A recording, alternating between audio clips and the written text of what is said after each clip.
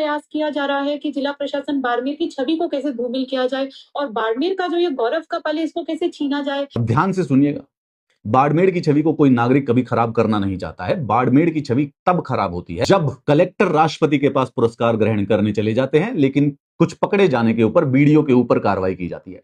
बाड़मेर की छवि तब खराब होती है जब कलेक्टर छोटे मोटे दुकानदारों को डराकर धमकाकर रीले बनाते हुए दिखते हैं और उनसे झाड़ू लगवाते हैं।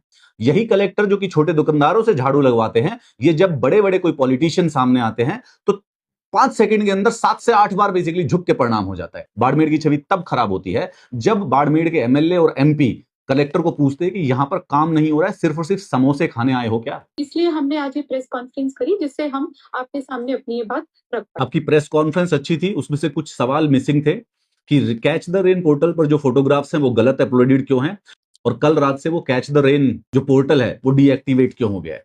दूसरा, जनशक्ति जन भागीदारी में पुरस्कार मिलने के जो काम थे उनकी फोटो या उनकी ऑडिट रिपोर्ट कहां एग्जिस्ट करती है। सवाल ये थे, ये कोई यूपीएससी का एग्जाम भी नहीं है कि क्वेश्चन कुछ भी पूछा हो और डिस्ट्रैक्शन के तौर पर कुछ भी लिख के चले जाए। और बाड़मेर की छवि तब खराब होती है जब एक कर्मठ अधिकारी के होने के बावजूद भी बाड़मेर इस प्रकार से दिखाई देता है।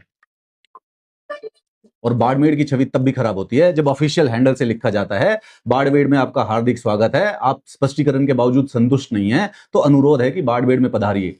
कोई टूरिज्म नहीं चल रहा है, हमें संतुष्ट करने की कोई आवश्यकता नहीं है। जो जल शक्ति जल अभियान के 79,000 काम के बेसिस पर पुरस्कार मिला है उसकी फोटोज को अपलोड कर दीजिए, हम अपने घर से बैठ के उसको देख लेंगे।